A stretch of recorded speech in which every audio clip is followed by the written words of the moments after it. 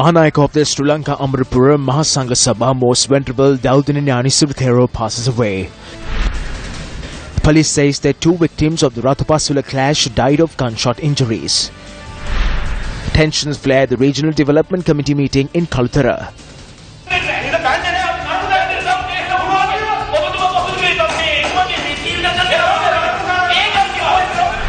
10 killed in St. Petersburg metro explosions. Hello there, very good evening and welcome to your Primetime News Bulletin. I'm Shane Silva. And I'm Jithian Gunetsena. Let's start off with a look at the stories in detail.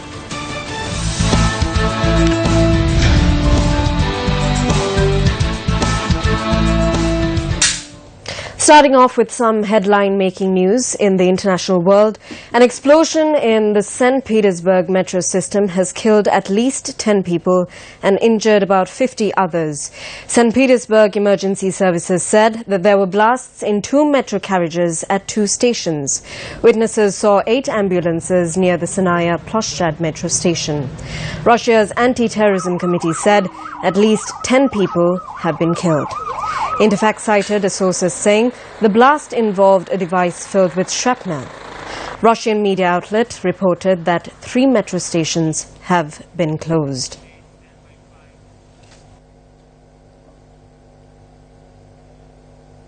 On to another story that made the headlines tonight. Now, the chief incumbent of the Sri Lanka Amarapura Mahanikaya, the most venerable Dawudena Sri Gnanasara, passed away this morning. The cremation will take place on the 6th at the Independence Square with full state honours. The Mahanayaka of the Sri Lanka Amarapura Mahanikaya passed away while receiving treatment at a private hospital in Colombo this morning. He was 103 years of age at the time of his demise.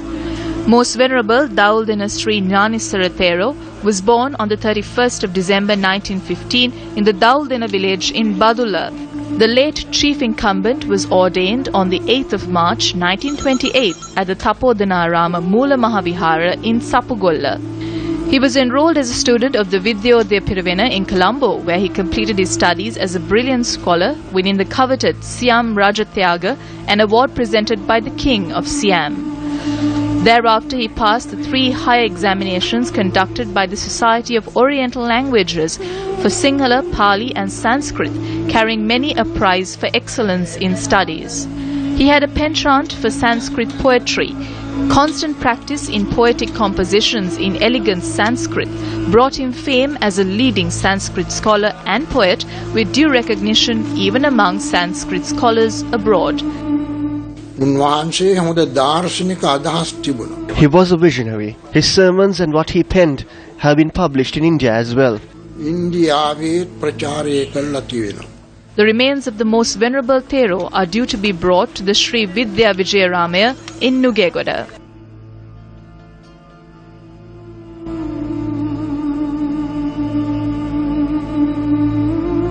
Sirimat Bambasir Sehi Papisina Sariyut Mahamugalan Pilivelina Pilivet Sarumaha Sanggana Sobana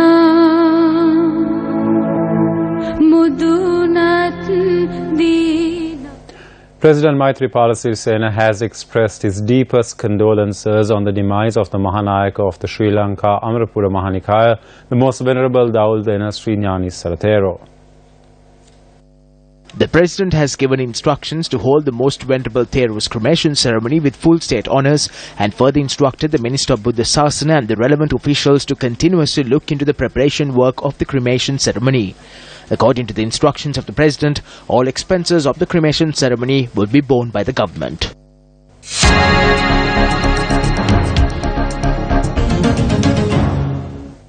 A new dairy manufacturing plant was declared open by President Maithripala Sirisena in Mirigama today. Following the opening of the dairy manufacturing plant, the President engaged in an inspection tour in Mirigama. Under this project, the President presented scholarships and laptops as well. Let's now take a look at several court proceedings that took place today. The bail application submitted by parliamentarian Vimal Veeravansa, citing the hospitalization of his daughter owing to her mental condition, was rejected by Colombo Fort Magistrate Lanka Railways today. The magistrate rejected the request as relevant medical reports to prove the daughter's medical condition were not presented to the court. Thereby, the magistrate further remanded the parliamentarian until the 7th of this month. The magistrate also ordered the prison's warden to produce Veeravansa before courts when the case is taken up again if he is of sound health. Vimal Veeravansa is currently placed in remand custody over the misuse of state vehicles. A bail request of Vimal Veeravansa was also rejected on an earlier occasion by the Colombo magistrate. The Gampaha chief magistrate ordered 3 army personnel who were arrested in connection with the Rathapaswala shooting to be remanded once again until the 7th of April. The order was issued when the case was taken up before Chief Magistrate D.A. Ruwan Pathurana. Police officers representing the Criminal Investigations Department said that 2 individuals were shot dead while 1 person succumbed to his injuries after being assaulted. The officers further noted that the suspects of the assault will be produced before courts following further investigations. Colombo High Court Judge Vikum Kalwarachi granted permission for former UMP General Secretary Tissattanayake to travel to Australia to visit his daughter. The order was issued since the Attorney General had not objected to the request of permission for Tissattanayake to travel to Australia from the 10th to the 28th of this month. The court ordered the High Court Registrar to temporarily release the passport of Tissattanayake, which is currently in the custody of the High Court. The General Secretary of the United National Party, Kabir Hashim, had on several occasions requested me to join the party. I greatly appreciate and value these requests from a person of his stature and standing in the party. I am told that many within the party, including those of the grassroots levels, are keen on me rejoining the party. At present, I am not keen on engaging in active politics, and I will consider this in due course. In other local news, an article published in Sunday's edition of Ceylon Today revealed that Sri Lanka is among 35 countries that have been included in a maritime shame list. Sri Lanka has loaned out the national flag to several foreign vessels in exchange for substantial fees. According to the director of the International Transport Federation, Inspector Ranjan Pereira says that Sri Lanka is included in the flags of convenience or flags of shame list. He adds that most of the other countries are tiny islands with a sparse population and limited foreign income capacities and therefore are desperately in need of vital revenue. Palithatha Korala, the president of the National Union of Seafarers, Sri Lanka, stated that wealthy ship owners in Europe and across the Pacific hire foreign flags for their vessels, mainly from underdeveloped and third world nations. This is done to avoid huge operational cost, reduce responsibility and avoid rigid regulations in their native countries. He adds that the practice of renting the Sri Lankan flag to foreign shipping companies has been in existence for nearly 3 decades. Authorities are content with the fees they get in return, however the country's dignity and respect is at stake. Vessels can be registered in any other country. They come and register their vessels in a country where they could evade taxes, where they could evade the labour laws, where they could evade these safety and health regulations. By allowing those countries to register their vessels in our country, we also fall into the category of those countries just for a few dollars. So I don't think that is necessary for a country like Sri Lanka to do. By allowing those vessels to fly our flag, if the vessel falls into trouble, so we have to take the responsibility. Sri Lanka is the only country in South Asia to have loaned out the national flag. Poorer and smaller nations in the region have not done so.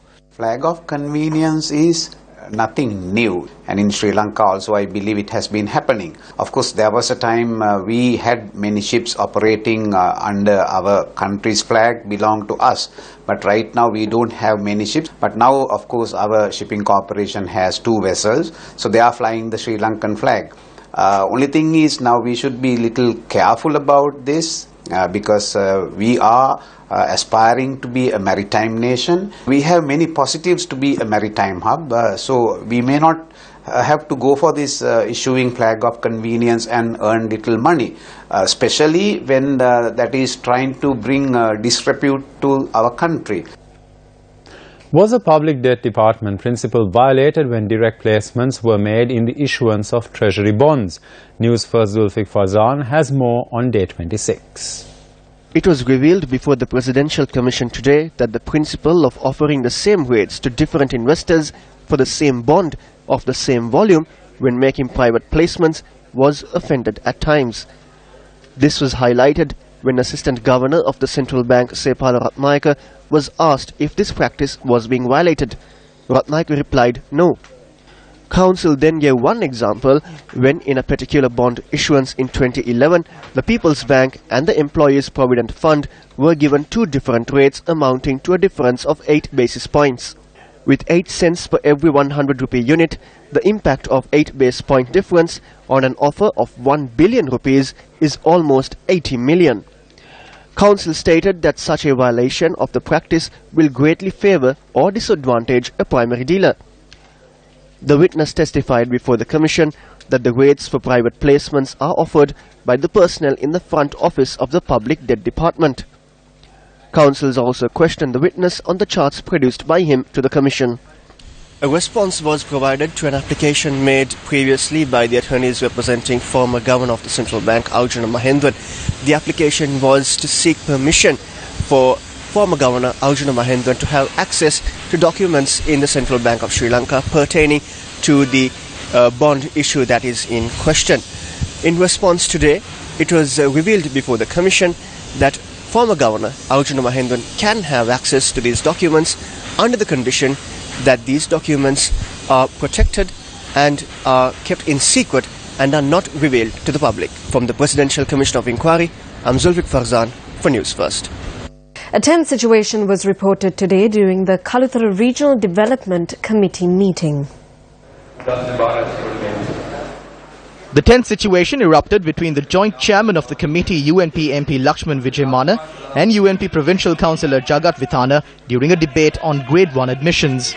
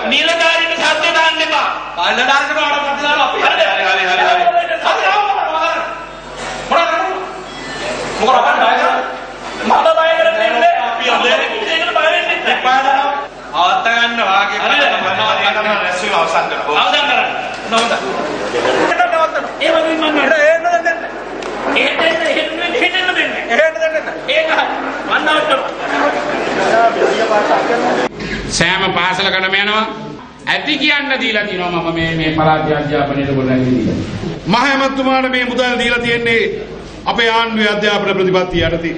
We have allocated money for the Chief Minister under the government's education policies. We have given the contract to the provincial councils and they have implemented it.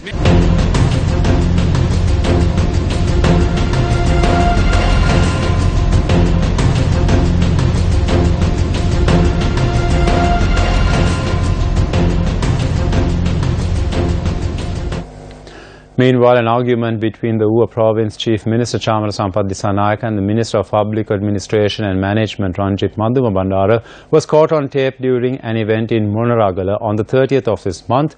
The duo exchanged words after expressing opposing views on budgetary allocations for education.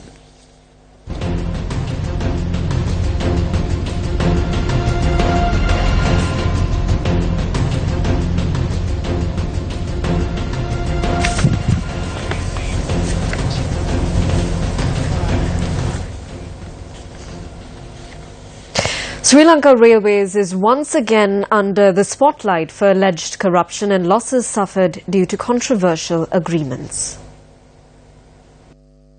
A few years ago, a decision was reached to hand over control of several train carriages to a group of companies in order to transport passengers. However, trade unions recently revealed that railway officials are yet to collect 470 million rupees owed to Sri Lankan Railways by these private operators. The trade unions also handed in a letter highlighting their concerns to the Anti-Corruption Secretariat. The General Manager of Railways and his staff is reluctant to take steps to obtain this money, which is owed to Sri Lankan Railways, because they love these companies more than Sri Lanka Railways. Sri Lanka Railways has suffered a loss of nearly 470 million rupees because of these actions. If Sri Lanka Railways used these carriages for regular passenger services, we could have earned over 470 million rupees. Instead, obtaining the money, the Railways General Manager has taken an arbitrary decision to cut off 10 million rupees from the value owed to Sri Lankan Railways. We need to obtain this money because it is the taxpayers' money. Every year Sri Lanka Railways suffers a loss and they say that they cannot maintain services. Yet officials are not taking steps to reclaim this money which is owed to them because of personal affiliations. Recently,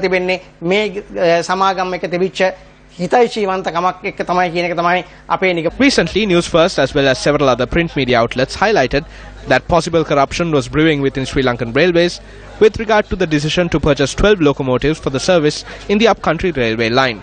When tenders were opened for the supply of locomotives in July 2016, 8 companies placed their bids for the project. Newsfirst has learned that Sri Lanka Railways is in the process of finalizing a deal with General Electric, a manufacturer based in USA. While there have been concerns with regard to the quality of the locomotives that are to be imported, Newsfirst has also learned that the GE locomotives are $10 million more than 2 other US-based manufacturers who applied for the same tender. There have been issues in Sri Lanka Railways when importing locomotives and engines. Earlier, we called on officials not to import low-quality equipment from India because it will be a burden for us as well as the general tax-paying public. However, we have now received information that there is an agreement to be signed with a US company to import locomotives. Based on the information we have received, these locomotives are no longer used in America. They produce these low-quality engines for export. We have received word that these engines in question catch fire spontaneously. Importing such engines will cause another massive loss to Sri Lankan Railways. We are looking into this deal. In the future, if they import low-quality locomotives which cannot be used by Sri Lanka Railways as a trade union alliance, we will come forward to prevent it. Our multiple attempts to contact General Manager of Sri Lanka Railways, BAP Aryaratna, in order to comment on the matter, proved to be futile. Ravi Jayawardena, the son of late President J.R. Jayawardena, passed away today. The late Ravi Jayawardena worked as the security advisor to President J.R. Jayawardena during the UNP regime of 1980, and he was also employed as a pilot of Sri Lanka Airlines. Late Ravi Jayawardena also represented Sri Lanka at the Olympics in a shooting event. He was also the founder of the Police Special Task Force and was a defence specialist. He was 80 years old at the time of his demise.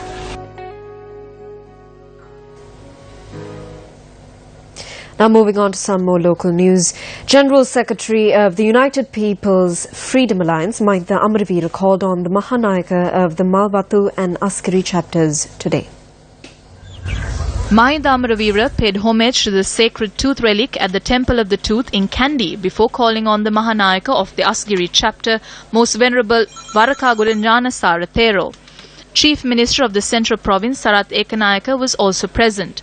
The Mahanayaka of the Asgiri chapter and Madagama Dhammananda Thera, who is the Chief Secretary and member of the Senior Sangha Council, were informed about the May Day event scheduled to be held in Kandy.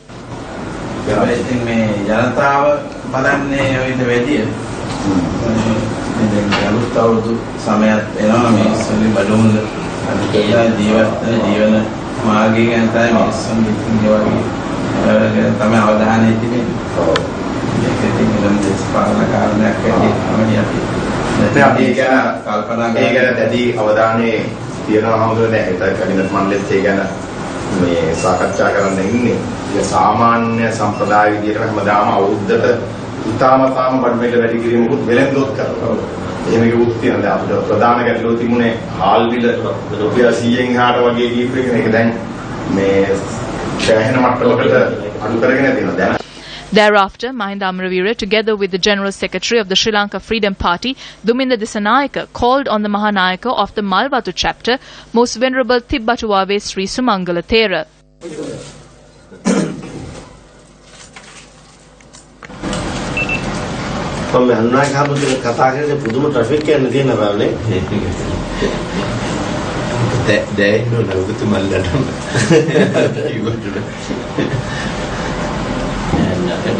ජනාධිපතිතුමා කොහොමද ඉතින් මේ මත්පැන් වලට එහෙම අදින්ම විරුද්ධවනේ. නමුත් කර්මාන්තයක් හදන්න කියලා නම් හදන්න තිබුණා. ඔය මේ නැගිනින පළාත එකක් ගැන දැන් ඔය කතාවක් යනවා තාම අපිට අනුමැතියකට නෑ එහෙම. Subsequently, the ministers arrived at the Gattabay grounds in Kandy to inquire into preparations for the May Day rally of the party. The Ministry of Power and Renewable Energy convened a media briefing today to provide explanations on the proposed Kerawalapitia combined cycle power plant. Bids were called for the construction of a 300-megawatt combined cycle power plant in Kerawalapitia recently. Member of the Cabinet appointed Procurement Committee and Secretary to the Ministry of Power and Renewable Energy, Dr. Suren Batagoda, later informed the Ceylon Electricity Board that LNG for the power plant would be supplied separately. The plan is to convert the plant into an LNG power plant after running it for 3 years as a diesel power plant. Dr. Batagoda had informed the CEB to inform the bidders regarding this plan as well. However, the anti-corruption front points out that when 6 investors have come forward to build an LNG power plant and provide electricity at a lower cost, it is baffling as to why such a decision has been taken. Various institutions as well as government officials have spoken regarding this tender process. As the ministry, we hope to make a clear statement in this regard tomorrow. While the minister expressed these views, the deputy minister provided a lengthy explanation. If someone is saying that calling for tenders for the Kerawalapitia power plant is wrong and we should consider unsolicited bids, I can state clearly that it is illegal and it is against our government policies. When they understand that they cannot get the tender for the 300-megawatt power plant through the tender process, a corrupt group are saying today that tenders should not be called for this project. Some ask why we don't give the terminal to the power plant itself. If we provide one terminal for each power plant, then how many terminals will we have to construct?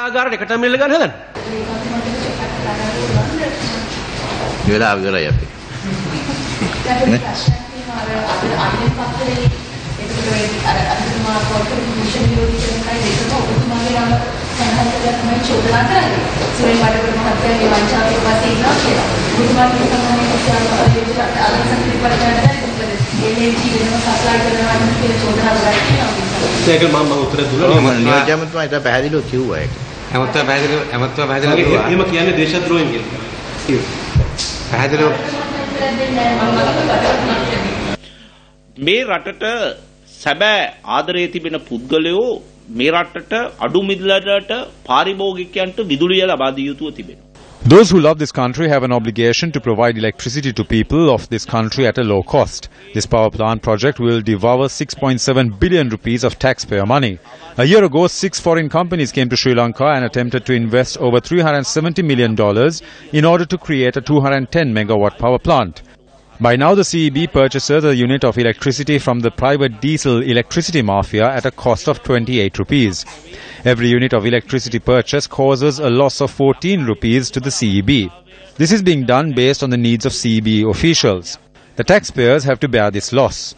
When foreign companies are ready to invest in a $3,700 million project in the country to provide electricity at a cost of 10 rupees or less, why aren't they being given this opportunity?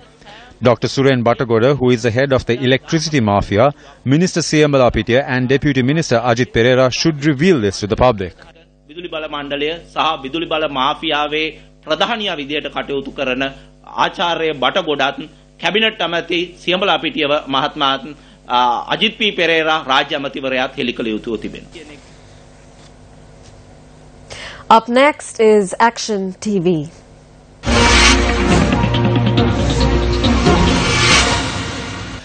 Minister of Megapolis and Western Development Patili Champika Ranavika says that he is looking into whether this plot of land located opposite the Lake House roundabout was leased out by the UDA in accordance with instructions and guidelines issued by his ministry.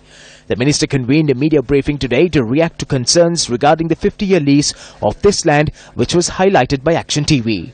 On the 28th of March, Action TV in its first expose revealed that this plot of land was leased out to a particular company for a second time in a backdrop where the subject minister had issued an instruction to the UDA to reclaim this land. The company in question profited around 900 million rupees throughout the second lease deal. On the 29th of March, Action TV highlighted an audit report which states that the government suffered a loss of 900 million due to the company in question failing to pay the full amount of the estimated value of the land. Reacting to the Action TV revelation, the UDA stated that they had to sign a second lease agreement with the company in question due to the financial situation of the authority. The chairman of the UDA also told Action TV that if they carried out the instructions of the minister to reclaim the land, the company in question would have sued the UDA. During the media briefing held today, Minister Patili Champika Ranavika revealed that the UDA is legally a powerful entity.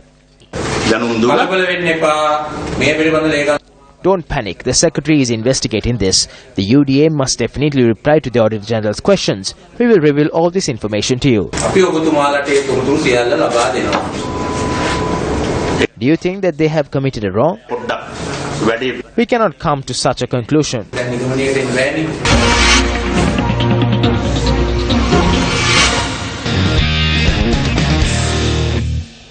A press briefing took place today to apprise the media on the T20 match to be played tomorrow with the touring Bangladesh team. Two T20 matches will be played between the Bangladeshis and host Sri Lanka.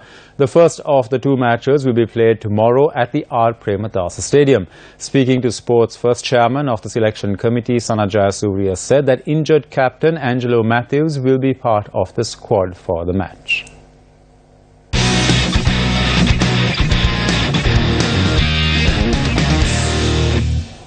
Well, that's all the news we have for you for tonight. For the News1st team, I'm Jupendri Gunasena. And I'm Shirin Silva. Take care and good night.